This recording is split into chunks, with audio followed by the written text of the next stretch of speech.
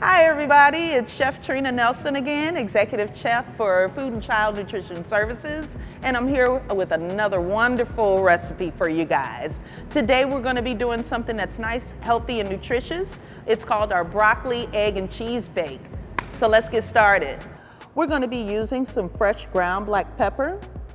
We're also going to be using kosher salt, a pinch of paprika, just a little bit of all-purpose flour to kind of bring everything together. We've got fresh chopped broccoli. Of course, frozen fresh would work fine for this. We've got some shredded cheddar, fresh chopped parsley, small diced red pepper. You can also use 1 can of pimento. We've got some fresh sliced mushroom, a little bit of egg as another binder. We're going to be using low-fat cottage cheese. We're going to be using what's called Smart Balance margarine today, and the reason we're using this is because it's an excellent source of omega-3s. So in our bowl, this is a very easy recipe to put together. We're going to go ahead and add our cheddar cheese. We're going to add this flour,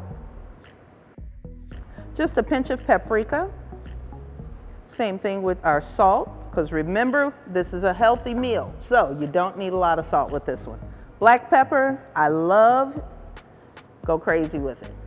We're gonna go ahead and add our broccoli, since this is the main ingredient. Broccoli is also a very good source of fiber. We've got just a bit of parsley that we're gonna put in, the rest we'll save for garnish. We've got our diced red bell pepper,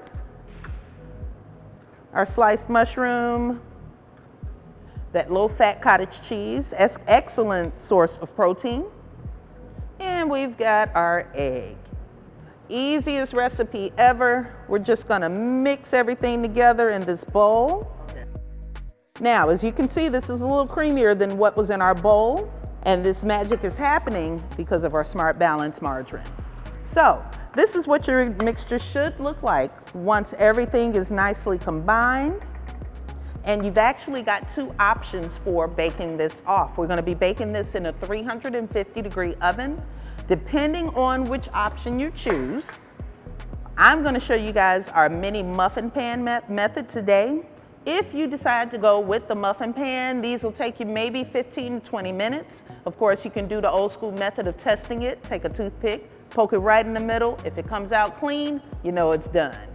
You can also do in a nice casserole or baking dish. Now this method, because of the depth and because of the thickness, is gonna take a little bit longer. So we're looking at 350 for about 45 to 50 minutes, okay? But testing it once again, take your little toothpick, stick it down in there. If it comes out clean, it's done. So once we get everything combined, once again, I'm gonna show you all our little muffin method, and I'm just gonna take a scoop. This mixture is kind of thick, so a scoop works best to get everything down into these little compartments.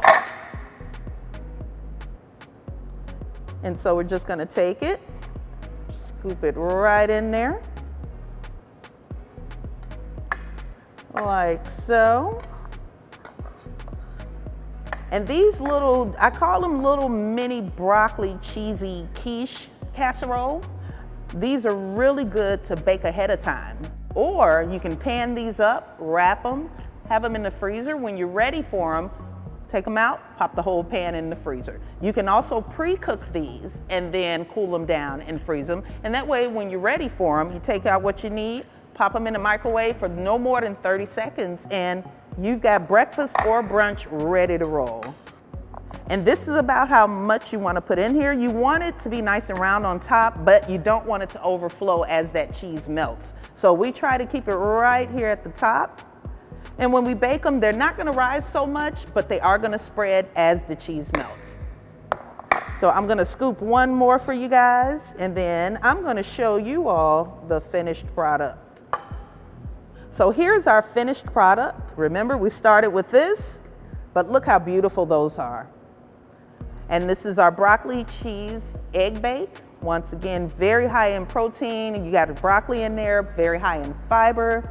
This is a very high energy recipe. You've got pretty much what you need in here to kind of get you through your morning all the way up until you can get some lunch. And like I said, these were really good if you wanted something light for lunch also.